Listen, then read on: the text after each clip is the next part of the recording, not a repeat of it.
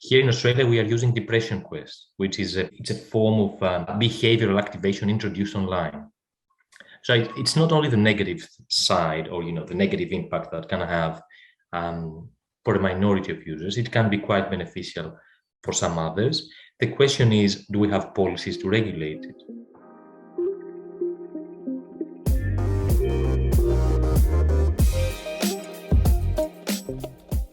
Hello world, you're listening to SPARTIecast.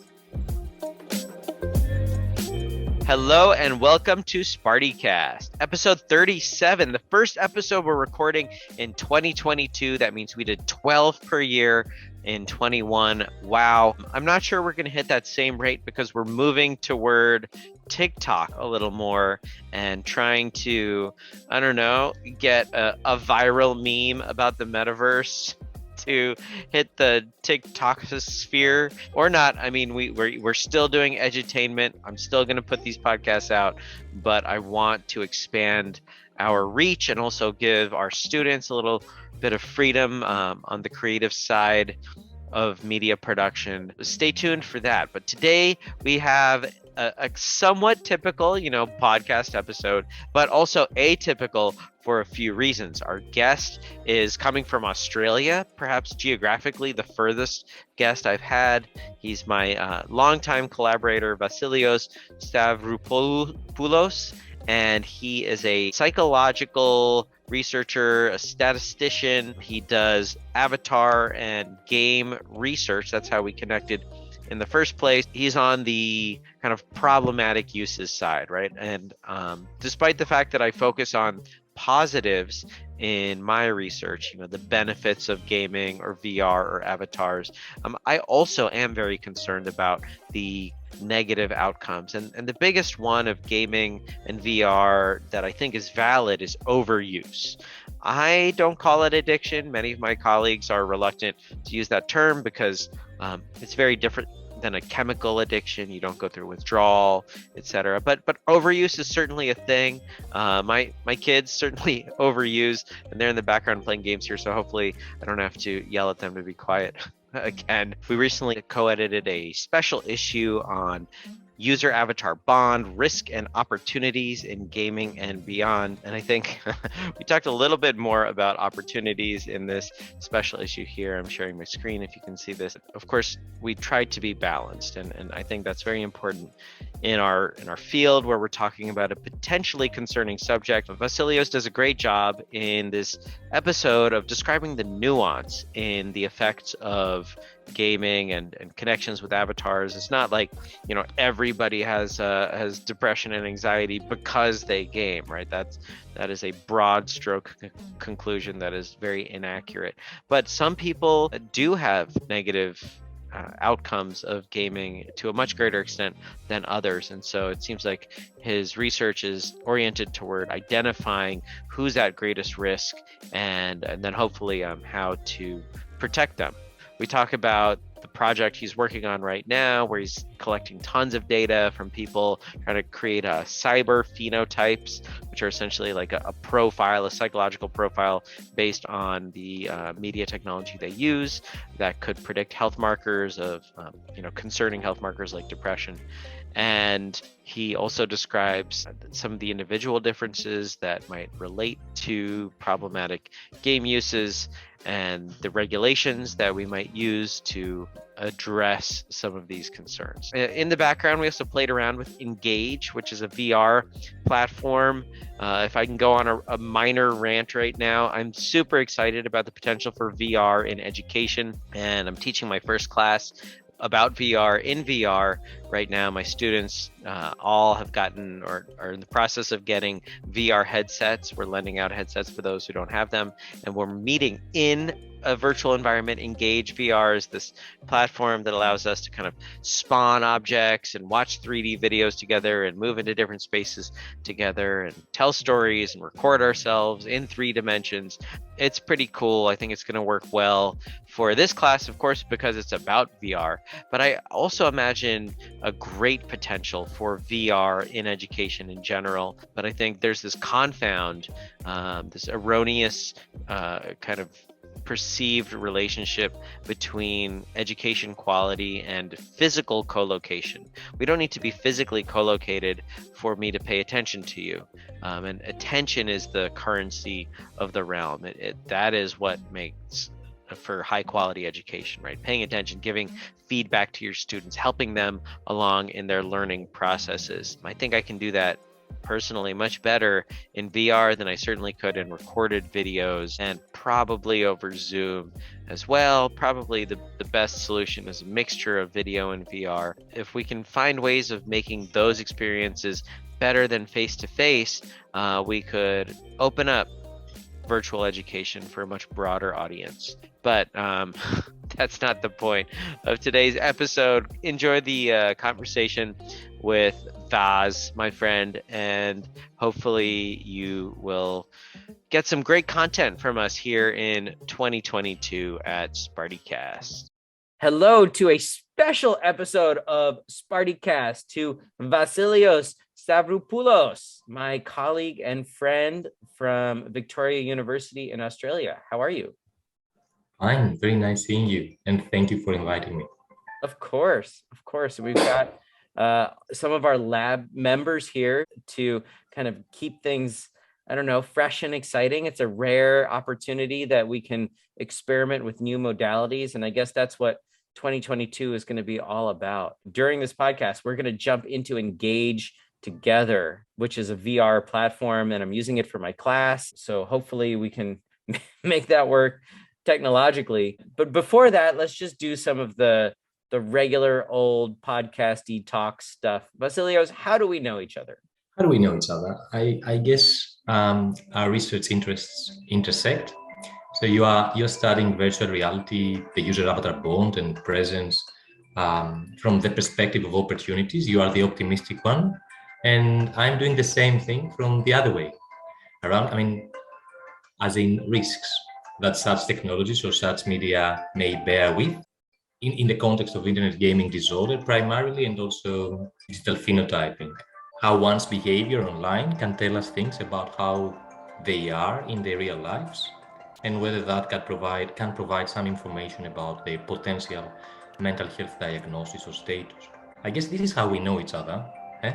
This is, yeah. Certainly not unusual or disordered for me to be sitting here with this massive device on my head, which I don't have where I am. You don't, but you do have the software, so we'll try it out shortly. You generously paint me as the optimistic one, but I think it's very important that you and I have worked together on kind of showing different perspectives on the same phenomena. So I say avatar identification, it's really great for, enhancing the experiences that people have in VR, but it might be concerning too. So what might be concerning about it? Can you go into a little more detail? So what we do know, I guess there's a continuum of the outcomes of uses of new technologies in our lives, the positives and the negatives. When it comes to the user avatar bond, what we do know from evidence around the world, cross-sectional and longitudinal, is that the stronger the connection is, for a small proportion of gamers, might be related with a moderate and up to a high effect size with a risk for internet gaming disorder symptoms, which is a new diagnosis in DSM-5, a conditional diagnosis in DSM-5 in the appendix, a diagnosis requiring further study, and a formal diagnosis in ICD-11 as gaming disorder. So what we do know is that this bond, this connection with the various aspects, it includes identification, I am who the avatar is, idealization, my avatar could be my ideal self, who I would like to become. Immersion, the avatar's needs can be experienced as my real life needs and prioritized to being hungry or sleepy or needing to do things. And repression, which is a very interesting one, the avatar can do their things that I'm not allowed to do in my real life. These aspects of the connection seem to engage some gamers who have, of course, predisposing factors into a process of developing gaming disorder symptoms. Yeah. I think you're running Engage there. There's a checkbox on the first. Yes, I am. Can you turn off the music, please? Or you know what? Why? Yeah. I mean, why don't we try to pop in there? Welcome to the world of Engage, though. Oh my God! Found you guys. Found you. All right, Vasilios, are you found us? Is it loading? Yes. Yes. And I put the password. It Great. loads fast. Yeah. So we're watching a video. So tell us about this series of videos that you have. We are actually studying the user avatar bond as a continuum, as I said before, from the perspective of risks and opportunities. And the idea is that this bond can carry valuable information about who the user is or may be in their real lives. So we are actually using psychometric questionnaires, depression, anxiety, well-being, user avatar bond, psychometrically validated questionnaires. And then we also assess study participants regarding their physical activity with Fitbits. They wear Fitbits and we assess their sleep, active minutes, steps, how they are in their real lives. And concurrently, I think I can see you and I can see my video. I'll pause it. What we are suggesting, or what some basic literature has started suggesting, is that one's connection with their avatar, independent of the context, can provide us information about who the user is or can be in their real lives. So their mental health, their physical activity, and even how they are using digital media. So what we are doing is we are trying to translate the way one experiences their connection with their avatar into such type of information: mental health, physical activity, and digital media usage. And how do we do that? We collect concurrently information through three different channels. One is psychometric surveys. The second is, as I said, Fitbits, actigraphy trackers. And the third is a mobile monitoring app designed by the University of Melbourne, which assesses screen on, screen off time anonymously. Of course, number of texts, calls, apps that one is using. And we are trying to see if there are, that's a very nice room. And we try to see if there are types, we call them phenotypes, profiles of the way one experiences their bond with their avatar that can convey or translate into information about their mental health, physical activity, and digital media usage. And we do feel that such information is indeed provided. Okay, that's quite a large project. Yeah. Sounds like you've got a ton of data, and I know you're an expert statistics, psychometrics researcher. Are there any, to kind of merge us being in this environment, the virtual environment together? Are there any videos, like which of these would you suggest I played? The ahead of the game? If you play the ahead of the game, that's exactly what the project is about. Okay, great. And hopefully this loads. And now, oh my gosh, we're in it together in 3D. Martian surface. Yeah. These 360 videos are not working out. They were all coming up sideways. So you're collecting data from it must be a large number of people. 500 we. 500. They're all using Fitbits. You're measuring all their avatar connections, their gaming use. And also they carry this mobile monitoring application called Aware, which assesses their mobile usage. But everything is optional, so one can elect to participate in one part of the study and not in another. Sure. The whole idea is to be able to translate information across these three channels and to identify users who might benefit and users who might be compromised and their differences. Because at the end of the day, as with psychological treatment, it's not whether a treatment works or not, it's for whom it works the best. And the same with virtual reality. It's not whether it's a good or a bad thing. It depends on many, many other conditions. As I said before, who the user is, who the person is, their real life context, and how that might be pushing them either to escape or to engage more with a virtual context. Do you like Mars? We like Mars. So I'm thinking, okay, so engage more. That's what Engage is trying to do, is get us to engage. And I put up this virtual treadmill and standing desk. I mean, wouldn't that be funny if you sit there in your chair working in VR, but you do it in a virtual treadmill desk, which is presumably healthy. And psychologically, maybe you feel like you're doing something good for yourself or for your avatar. Your avatar might be fit. But of course, in reality, you're just sitting there. What are some of the ways that you think a platform like this? Oh, and also I wanted to show you here. Wait, where'd you go? Oh, there you are.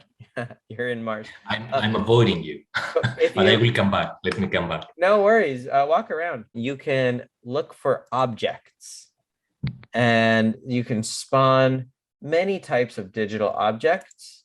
There are vehicles and animals. Let's throw a bat there. There's a bat flying on Mars. Wait, it's not, my bat's not flying. It's just standing there. Go, go, fly, bat, fly. Be free, be free. So what do you think? What do you think about this kind of software and the potential to use it for good? Do you think it's going to lead to net benefits or net costs? I mean, people probably ask you all the time, are games bad for us? Are games good for us? I get that question often.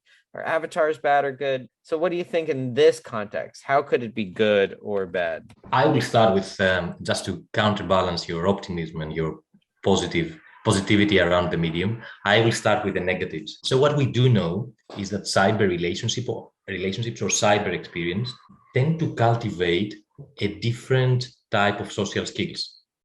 So, facial expression, body language awareness, all these can be minimized, especially if someone is in earlier developmental stages.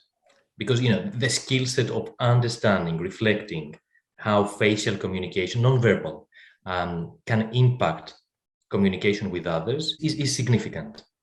So I guess for younger users who might engage disproportionately or exclusively with online media and cyber relationships to interact with others, that might have an impact or might reduce their capacity, level of awareness in terms of interpersonal nonverbal communication in real life.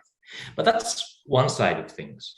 That makes me want to come stand and look you face to face.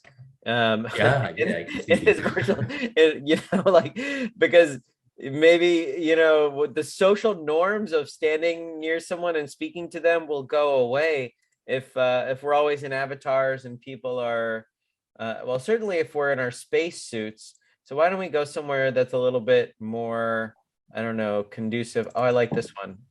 Let's go to the library. Don't worry, we won't disturb anyone. And I read a really interesting study about the social norms of people communicating in a virtual library versus in a virtual cafe. I don't think they measured how loud people spoke with each other, but there were definitely social norm differences. Are you okay? Zach's here with us. I am in. I could see Zach. Oh, there you are. Oh, you're in the chair. Got it. Yeah.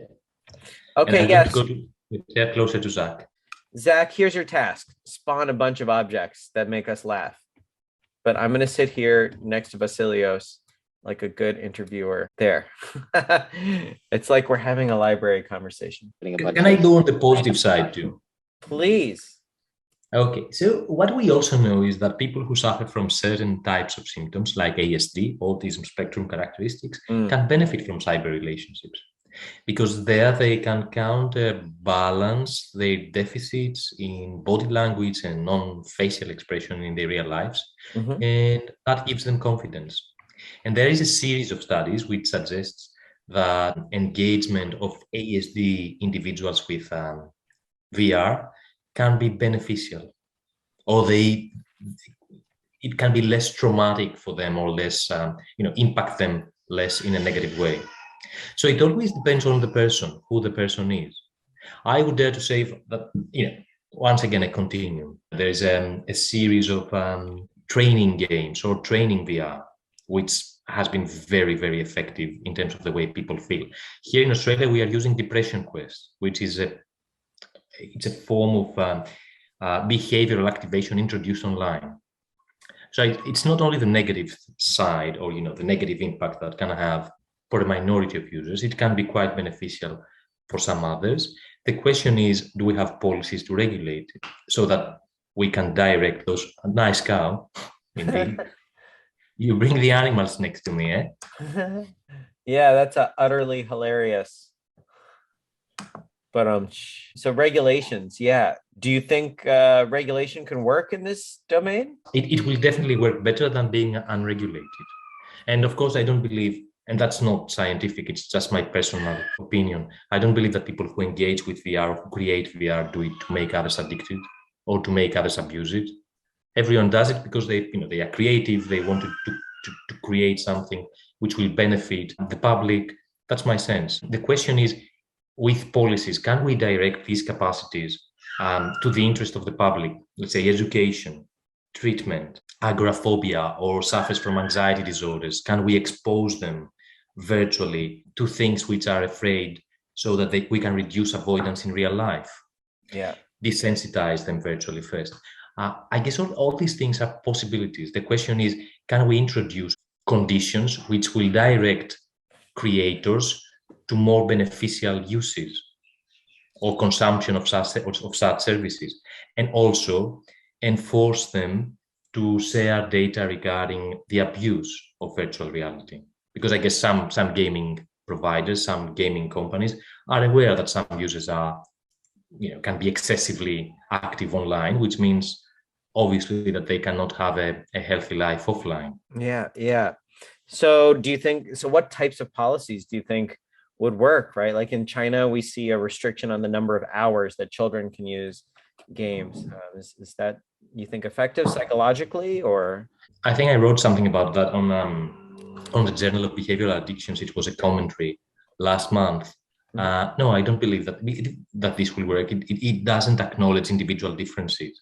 The same way that the Cinderella law in South Korea didn't work, and we had gamers pretending to be adults to get passes and be able to consume their games. And Cinderella law, like midnight.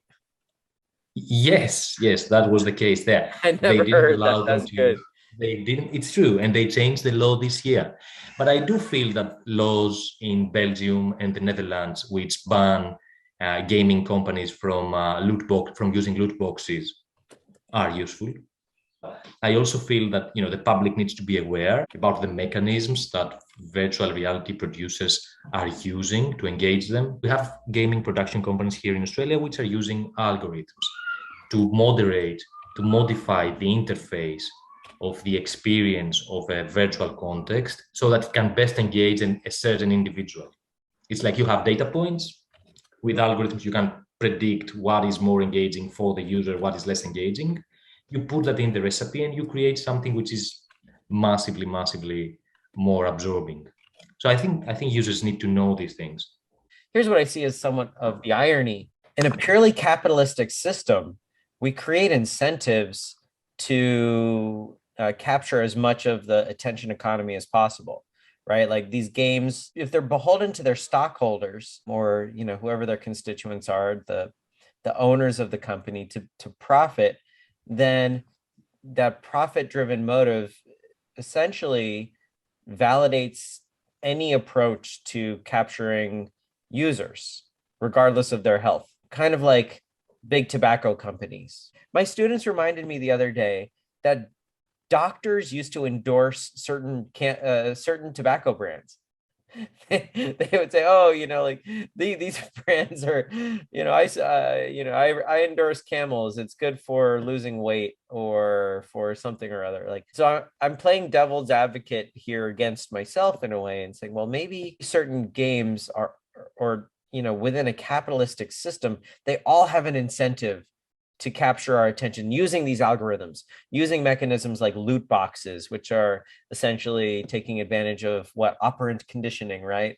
To get people to come back and click on the Skinner box bar for the cheese, right? If that's the case, then is there any solution like in our modern capitalistic market-driven world Because even if people know, they're not going to be able to fight them because psychologically it's influencing them so strongly. I'm not an expert in policies. I'm just a psychologist who studies, the impact and how things can relate to one's mental health and Sure. their well-being. But I can say one thing. I think everything depends on whether we look into the short-term benefit, the short-term outcome, or the long-term outcome. So if a game is absorbing and produces more, income for the provider in the short term, that's something positive. But if in the longer term, it deregulates people's lives in ways that they cannot be productive for the broader community, that's important too. And it may have, if you put things together and you weigh them, it may be way more significant. So I guess long-term and short-term make the difference. And also there is the common theme of conflict of interest. You talked about doctors who, endorse tobacco. They supported tobacco producers or tobacco companies. Is there conflict of interest? And the same with scientific community and researchers. Can we be objective if we receive funding from certain sources? It's this old discussion which comes again and again and again across different fields. Objectivity. And what is science? Science is empirical evidence. We put a question, we check the evidence, we say, this is it. And in my opinion, and this is something that I can safely talk about based on empirical evidence, virtual reality is not only good or only bad. It can be both things. We have individual differences. We know that who the user is, where the user is, and where virtually they are, and with whom plays a role about the outcome. And this is what we need to focus on, to identify parts of the community that will benefit, or activities in the community that will benefit the public, and activities in the community that might compromise the public.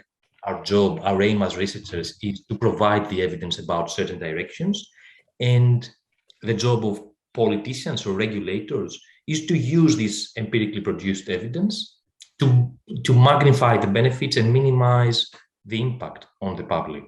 It's not a yes or no answer. It's not black or white. Everything is gray, I guess. Am I talking too much, Robbie? No, you're not at all. I'm taking some notes here for the episode notes, and I think that's the title right there. The answer is gray. We need more data and kind of more powerful statistical models to figure out exactly who will benefit and who will suffer the negative consequences. Is that a good summary? I think it's a good summary, but I would add one thing. I think we already have data. What we need to do is to, based on the data that we already have, to promote the right policies and also produce more information. That's I guess what we need to do. And I'm sorry for my son screaming. No worries. He's 7 months old. I'm sorry, guys. I assume there's someone in there helping him. Yeah. Of course. He's not neglected for me to participate in this session. But let me go back to the other idea. I guess the pathway to address that is through investigating what we call cyber-phenotype or digital phenotype. So what is that? The same way that real-life behavior can inform about one's mental health state. So reduced sleep, reduced appetite, loss of interest into other activities, blah, blah, blah, could be signs of depression. The same way one cyber activity or cyber engagement can provide us the phenomenology of how they are in their real lives. And can we decode things?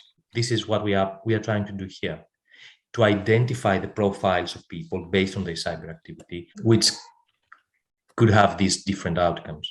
Based on cyber activity, you're trying to figure out cyber behavior, yes. I'm trying to figure out depression and anxiety. Yes, for instance, I believe LCAs and growth mixture models and all these things which are enhanced with algorithms and stuff. For the audience, there are some statistical ways of identifying homogeneous subgroups within a bigger population. So when you have, let's say, 500 participants being assessed about their relationship with their avatar, their mental health, how they are using their mob with objective data, and also with objective data actigraphy, how they are in their physically, sleep and physical activity, then you can identify homogeneous groups based on these three areas, and match them. You can say the sleepless ones or those who sleep disturbances tend to have this profile in terms of the way they use their mob, or tend to have this profile in terms of the way they associate with their avatar. If you want to produce more engaging applications to treat those who are more depressed, you know that, let's say, those who are more depressed tend to idealize their avatar more. So go there. So cyber activity could be surveys of how they feel about their media use, as well as kind of like time of use, amount of use, that kind of stuff. It could also be objective data, observing them, screen on screen of time, applications. And then there is a new direction. You may have heard it, you may have not. They call affective computing. So what they actually do is whether the pixels in one's VR can relate with, and the way they are distributed, studied with algorithms, can relate with how the user feels. There are many interesting papers in this area, affective computing. The name of the first author usually is Yanakakis, but his lab is producing a lot of that. So there is a huge wave of scholars, researchers, mental health practitioners who are interested in decoding one's digital engagement to understand or to diagnose, within brackets, the user in their real lives. And if you ask me if I'm convinced that there is light at the end of the tunnel, yes, I do believe that there is light at the end of the tunnel. I think we can know things because statistics has been that advanced that allows us to profile people and also to translate one profile into another, so that we can, as I said before, be able to match technology with the user's profile to the benefit of the user. Interesting. Very interesting. Let's see how the world is going over in Engage. You put hippos there and cows. Oh yeah, nice. Is that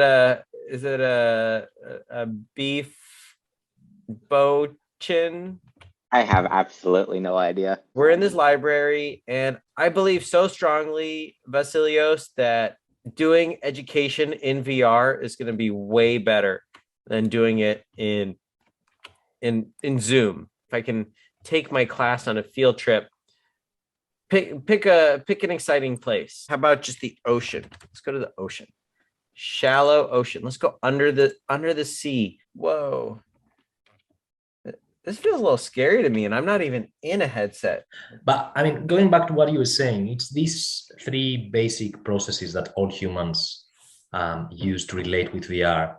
Identification, I identify with something there. Projection, I project things to objects in VR or to VR itself. And internalize. I tend to internalize my experience there in a way that eventually defines me.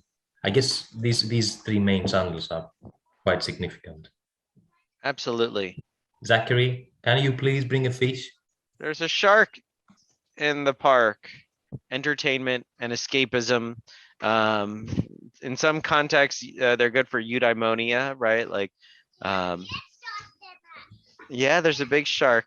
And they're fun, and I play games with my kids, but there's this downside that we've talked about. Identifying when they can be good or bad is very important. Like reality hits us. It does. They're home from school. This whole metaverse thing, though, and the idea of doing stuff that's so game-like for our regular activities, I think it's gonna make these worlds even more complicated and maybe troubling, but hopefully not too troubling. Thank you so much for joining me today. And this was a bit of a different format for the podcast. You know, a lot of visuals. We had some real-time guests. Zach or anyone else here, do you have a last question for Vasileios?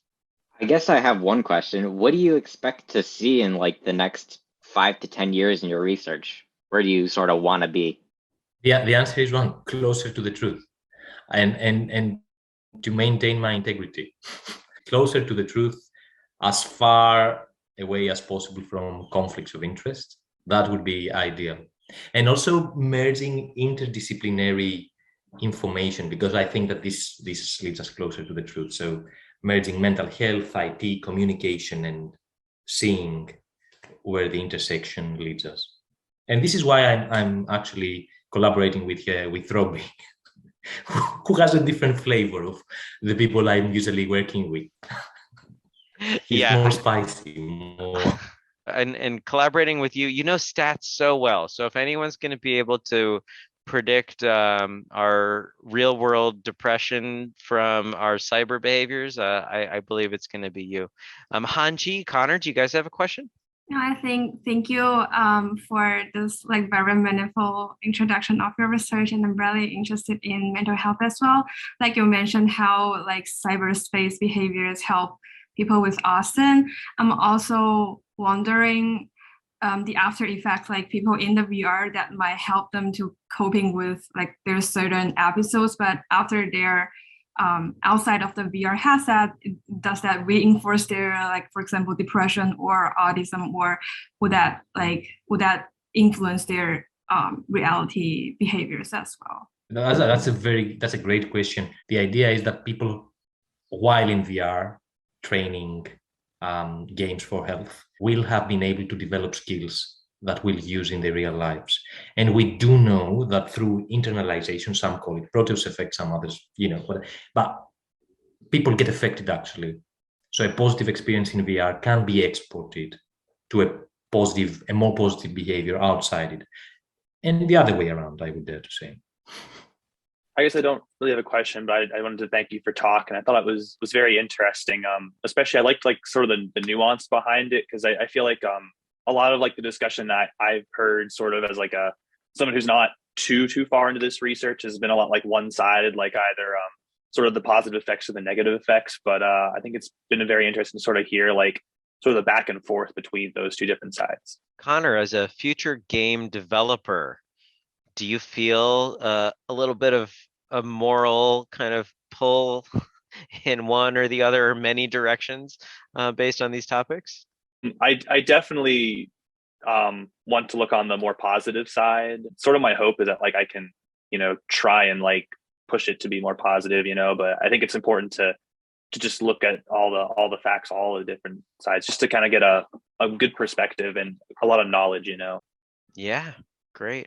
Improving the world, one virtual world or avatar at a time. That's our goal, right? Vasileios, thank you so much for joining us. I hope your son hasn't missed you too much for this hour.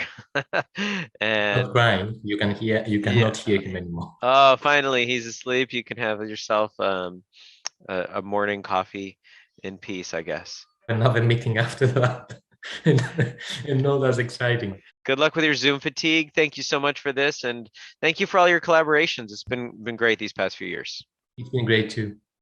Nice. Thank you. All right, we'll see you later. All right, that was our episode. I hope we made good on our promise of giving you a gray answer to the question of whether gaming is good or bad for us. Sorry, it's not a clear answer, neither black nor white, nor up nor down, but somewhere in the middle. It is a medium answer, and we study media, so I guess that's appropriate. I will leave you with that excellent, terrible joke, and I look forward to more episodes in the future.